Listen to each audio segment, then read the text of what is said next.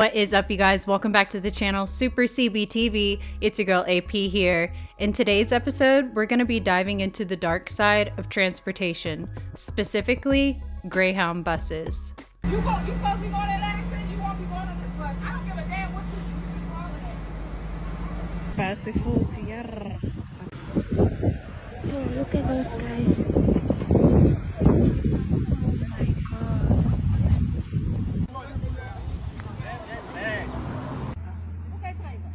That a Greyhound passenger bus with passengers on board hit 3 commercial vehicles that were parked on the exit ramp to this rest stop. There are 3 fatalities being confirmed at this point by Illinois State Police and multiple others taken to the hospital with what are described as serious injuries.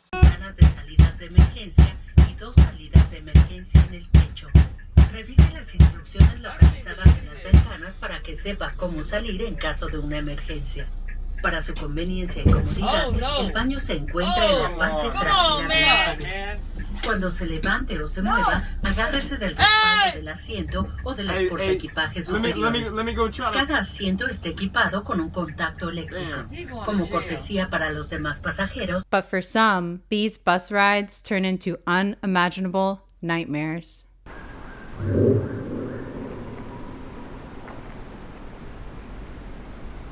A seemingly normal hot summer night on July 30th, 2008. Among the passengers looking forward to reaching their destinations was Tim McLean, a 22-year-old carnival worker. After weeks of working on the road, Tim was finally heading to his home in Winnipeg. He nestled into his seat by the window, put on his headphones, and drifted into a light sleep. Unbeknownst to Tim and the rest of the passengers, among them sat Vince Lee, a quiet 40-year-old man, clutching a bag that held a secret as dark as the night falling outside. As the miles stretched on and the bus became a dark, quiet vessel surrounded by the hum of the road. Without warning, the silence was pierced by a scream. Passengers turned in horror to see Vince Lee, in a sudden, unprovoked frenzy, had begun stabbing the sleeping Tim McLean. The driver, sensing the gravity of the situation, immediately pulled the bus over and opened the doors. Panic strikes as passengers scrambled to escape, fleeing into the night as the terror continued inside. Lee, who is now alone with Tim on the bus, continued his brutal attack. I was just reading a book. All of a sudden I heard a guy screaming. I turned around and the guy sitting right next beside me was standing up and stabbing another guy with a Rambo knife, pretty much. It was a big survival knife like this in the throat, repeatedly. Told everybody to get off the bus. Everybody started to get off the bus. The guy still kept stabbing him. Everybody got off the bus. Me and a trucker that had stopped and the Greyhound driver ran up to the door to maybe see if the guy was still alive or we could help or something like that. And when we all got up, we seen that the guy was cutting off the guy's head. He was cutting off the guy's head there, and he saw us. He came back to the front of the bus, told the driver to shut the door. He pressed the button and the door shut, but it didn't shut in time, and the guy was able to get his knife out and take a swipe at us, so we backed off the door. And I ran around the backside of the bus driver took off, and then we both returned to the front to see what had happened, and he hadn't gotten off the bus. The door was still open. We shut the bus door that time and shut it. It was at that point that he started walking to the front of the bus, and he had the head in his hand, and he just looked at us like this and dropped it on the ground, like totally calm. The 3 of us had weapons from the trucker's truck there, and we just stayed outside while he tried to get out the door, telling him, "No, stay put, stay there, don't try to come out." He tried to get the bus working, and the bus driver disabled the bus somehow in the back. I'm not sure how he did it. It was at that point I think that the police showed up and kicked us off, got us to the end of the bus there. How were people reacting? Some people were puking, some people were crying, other people were in shock. Were people running? Were they screaming? Yeah, everybody was running, screaming off the bus. Like when it happened, I think I was the first one to to really realize what was going on and just screamed, like, stop the bus, someone's getting stabbed, everybody get the hell off. The people at the front of the bus didn't really understand what was going on, so it almost turned into like a trample scene there and everybody trying to get off the bus. As police surround the bus, a tense standoff began, and the horrors inside the bus are now illuminated by the flashing police lights. And through the Greyhound bus windows, the passengers and officers were left in disbelief at the sight of Lee holding up Tim McLean's severed head. Up and down the aisle with the head, like it was a prize. Walking in front of the window, the main window where the bus driver, the front window, walking back and forth with the head. The standoff between Lee and police lasted for hours. Badger appears to be a 6 foot tall Asian male with short dark hair, black t-shirt, armed with a knife right now. Badger is armed with a knife and a pair of scissors, and he's defiling the body at the front of the bus as we speak. Zulu Delta 1 at your leisure, could you give me a shout? Delta 1, Zulu. Okay, Badger's at the back of the bus, hacking off pieces and eating it. Until, in a desperate attempt to escape, Lee tried to break through a window. He was subdued and taken into custody. In the aftermath, a nation struggled to comprehend the incomprehensible. How could such an act occur? The court would later hear that Lee was tormented by untreated schizophrenia. Convinced, a divine command directed him to kill. I don't know if I did the right thing. God commanded me, but it was my own hands. I must die. God told me to put the body as far away as possible, or it would come back to life and kill me. Lee was deemed not criminally responsible due to his mental disorder. He was confined to a high-security mental health facility until 2016, where he was released entirely under his new name, Will Baker.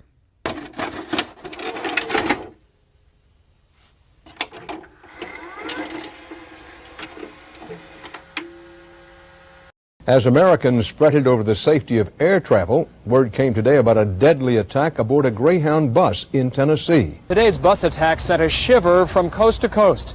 Since September 11th, many Americans are on edge about whether they can still travel safely in their own country. It's nothing sacred. I didn't fly because, because of the terrorists. Now I can't even take the Greyhound. Just weeks after 9/11, in the early morning hours of October 2001, passengers aboard a Greyhound bus were settling in for the long haul from Louisville to Atlanta. The atmosphere was sleepy, and while some passengers nodded off, others quietly stared out their window at the passing scenery. His voice cutting through the low hum of the engine. "I have a bomb," he says, holding up a menacing device resembling that of a bomb. Terror sweeps over the passengers and the driver. The man demands to be taken to a specific location in Tennessee with no interference from the police. For hours, tensions grip the passengers as the hijacker is commanding the driver and redirecting their route away from their intended destination. With each passing mile, the air grows more tense and passengers start to whisper amongst themselves, trying to gauge their chances of survival. Amid the chaos, a retired police officer begins to assess the situation. He whispers to a few able-bodied passengers, and they begin to formulate a plan. The plan was simple but dangerous. At the agreed signal, they would rush the hijacker together. As the bus neared towards a crowded interstate junction, they saw their chance. The hijacker, who was distracted by the driver's questions, loosened his grip on the device. With a nod, the retired officer and his makeshift team charge. What followed was a tense and chaotic struggle. Passengers are screaming and ducking for cover as they wrestle the hijacker to the floor. They managed to disarm the man without the device going off. Later, it would be revealed that the device was fake. And the bus, with 41 people on board, careened across the median and flipped into a ditch. One of those killed was the attacker, Igor Demir, a Croatian here on an expired visa. Greyhound immediately suspended bus service nationwide and said investigators do not suspect Demir was a terrorist. They believe this tragic accident was the result of an isolated act by a single deranged individual. The bravery of the retired police officer and those who assisted him that day were forever celebrated by those on board that bus. January 11, 2019, a 23-year-old Ohio man was convicted of indecent assault and disorderly conduct after a woman reported waking up to find him touching her breast and legs. A Tarrant County woman claims a Greyhound bus security guard raped her in a Houston security office is now suing the guard. The woman filed suit against Greyhound Lines, Inc. In 2008, in Cleveland, Ohio, a 58-year-old former Greyhound mechanic was charged with raping two women who were waiting outside for the Greyhound bus.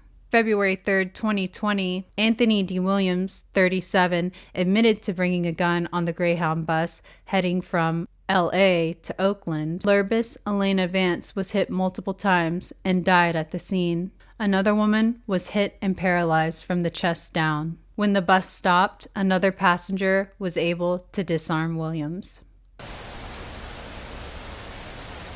It's a little country town that is just a short drive from the Canadian border. I don't know where I am now, but I feel I've been on the Greyhound bus forever. I knew the trip would be a long one, almost 4 days, including the hours waiting at transfer stations. But I'm getting the feeling that we should have been to the next city by now. I'm heading to Phoenix, where my brother lives, to start over again. I'd been living in Watertown with my girlfriend, but we'd recently broken up. And since I don't have a career yet, I'm only 22, there was nothing keeping me in upstate New York. I can't see anything out the windows of the bus because it's dark outside. And, apparently, it's a new moon. But I haven't even seen any passing cars lately. Granted, I keep falling asleep. So maybe it's the early hours of the morning, and we're in between major population centers. My phone has no service. I asked the lady sitting next to me, but her phone doesn't have service either. She looks about as haggard and tired as I feel. When was the last time we stopped? I ask her, even though she's clearly trying to sleep. She opens her eyes and looks at me, not hiding her irritation. I don't know, she says. A while ago. She closes her eyes again. I remember the first day and a half of travel, as it was all on the East Coast. I had to stay awake because there were so many transfers, and I didn't want to sleep through my stop. So by the time I got on a bus that I wouldn't have to get off for a while, I was completely exhausted. This was in Atlanta, and I wouldn't have to change buses until Dallas. Finally, I could sleep uninterrupted. But I'm a tall guy, 6'3", so sleeping on a bus is fairly difficult. My knees press against the seat in front of me when I try to stretch out, and my long arms dangle over the armrests, often getting bumped by whoever is next to me. Needless to say, the sleep I got wasn't exactly restful. It was afternoon when I boarded the bus in Atlanta, and I managed to get some sleep shortly after that. I woke up a couple of times, maybe 2 or 3. It's all so hazy now, but it was dark every time I woke up, and it's dark now, really dark. I further anger the woman next to me by trying to climb over her to go to the bathroom. The bus hits a pothole, causing me to fall into her. She glares up at me. Sorry, I say, untangling myself from her and standing up in the aisle. Several sets of sleepy eyes look up at me as I pass. I pick a man that looks friendly enough, stopping next to him. Sir, does your phone have service? He shakes his head without taking out his phone to check. I notice the watch on his wrist and gesture to it. Is that the right time? I ask. Can't be, he says. It says it's 7:03, but that ain't right. It'd be light out. Damn thing must have broken. I nod and thank him for the info before heading back to use the bathroom. When I'm done, I head back to my seat, but stop as I see the driver glancing up at me in the mirror above the windshield. Something in his eyes causes my throat to thicken. I move up to him and lean down. Excuse me, sir, I say, but I'm wondering if you know how long it'll be until Dallas. He lifts his left wrist. looking at his own watch. I glance at the time, 7:08. My brow furrows. How could two different watches malfunction to show the same time? The driver shakes his head slightly before answering. Pretty soon here, he says, sounding unsure. Do you know where we are? I ask. Of course I know where we are, he snaps. What kind of question is that? Get back to your seat now, sir. He doesn't know. He has no idea. I can hear it in his voice. I stand up to leave, my thoughts all jumbling together. I glance out the windshield before I turn around. The bus's headlights illuminate the pavement of a 2-lane road and the double yellow stripes down the middle. But the edges of the road are dark. I can see no gravel beyond the asphalt, no grass, trees, or bushes. No guardrail or mile markers. The light from the headlights just kind of stops at the edges of the road. I swallow hard and turn around to head back to my seat, unsure what else I can do. A man in his mid-30s reaches out from his aisle seat and grabs my arm. What did the driver say? Does he know how long until Dallas? Pretty soon is all he said. He didn't sound sure. I tell the man, who lets go of my arm. You asked him if he knows where we are, right? That's why he yelled at you? Yeah, I say. Kind of makes me think he doesn't know where we are, the man says. I nod. He doesn't know where we are, a middle-aged woman across the aisle says, having overheard our conversation. She sounds ready to panic, her voice loud even over the engine and air conditioner noise. What the hell are you telling them, kid? The driver calls back. I know where we are. Don't listen to that kid. He doesn't know what he's talking about. Then where are we? The man who grabbed my arm says. We're getting close to Dallas, the driver says. How close? About an hour. No more than an hour. Then why is it still dark outside? The man says. We're supposed to get into Dallas at 11 in the morning, but it's still pitch black outside. I don't know, the driver says, stuttering, losing his bluster. I haven't seen a single car in over 2 hours, the middle-aged woman says, almost screaming. Where are all the cars? Nearly the entire bus is awake now. There are more than a dozen conversations going on, all of them about our predicament. Some people are scared, while others just shrug it off, thinking that the driver has simply lost track of time. Stop the bus, the mid-30s man says, moving me aside as he gets out of his seat. Stop the bus now, driver. I'm not stopping this bus, the driver says. We need to keep going. What if I want to get off? The man says. I want to get off here. Fine, the driver says, slamming on the brakes, nearly sending me to the aisle floor. The man standing in the aisle ahead of me is ready for it, and he braces himself with one hand on his seat, grabbing me to keep me from falling with the other. The bus comes to a stop, and the driver opens the door. He turns to the man. Go ahead, get off. The man steps up to the front of the bus. I follow closely.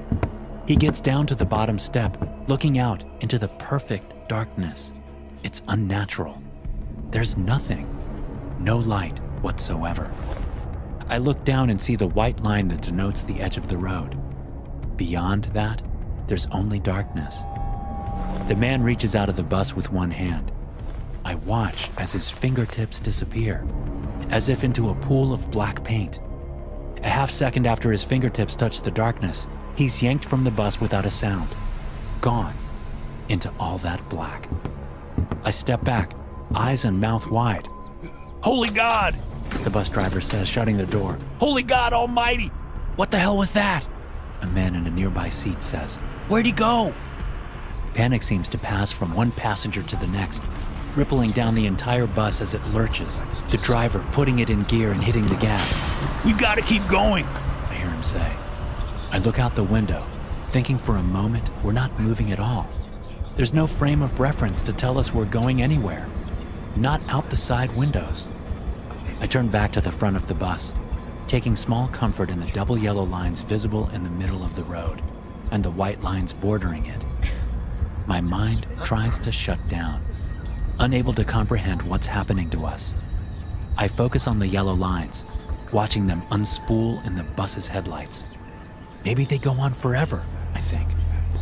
Something appears in the road at the edge of the headlight beams in our lane. I barely have time to notice that it's the man, the same man that was pulled out into the darkness not minutes earlier, before the bus smashes into him, shooting blood splatter up onto the windshield. No, no, no, no, no! The bus driver mutters even as the rear wheels bump over the man's body. The image of him standing there in the road, hands out, eyes wide, screaming something, sticks in my mind. Chaos erupts around me. The other passengers screaming and praying and negotiating with their gods. A man shoves past me and lunges at the bus driver, yanking the wheel to the right in some insane attempt to change something, anything. The driver fights with him, but it's too late. The front of the bus veers right, the headlight beam swallowed up by the blackness bordering the road. The front right corner plows into that black wall that isn't a wall, the darkness rushing through the bus to meet us all, enveloping us. I look around at the now silent passengers. Curious eyes look back at me. We're back on the road, somehow. For a moment, everything was black. But now we're back on the road. The driver and the crazed man are no longer fighting. They're looking around like the rest of us, wondering what the hell just happened. Headlights appear on the road ahead of us, seemingly out of nowhere. Look out! Someone screams. The driver slams on the brakes just before we collide with the oncoming bus. In the moment before the two buses smash into each other, I glance at the people on the opposite bus. I see me, standing there near the front of the other bus, almost like I'm looking in a mirror. Our eyes meet across the closing distance, but there's nothing either of us can do. The two identical buses collide. I'm launched through the air, meeting the other me amid the shattering glass of the two windshields, our bones breaking against each other as we're smashed together like two children's toys. Then blackness overtakes me. And with that, we are out, you guys. Don't forget to give me a like and a sub on your way out. Hit that notification bell so you don't miss any of our future episodes. And I'll see you guys in the next one. Bye. Subscribe to my channel.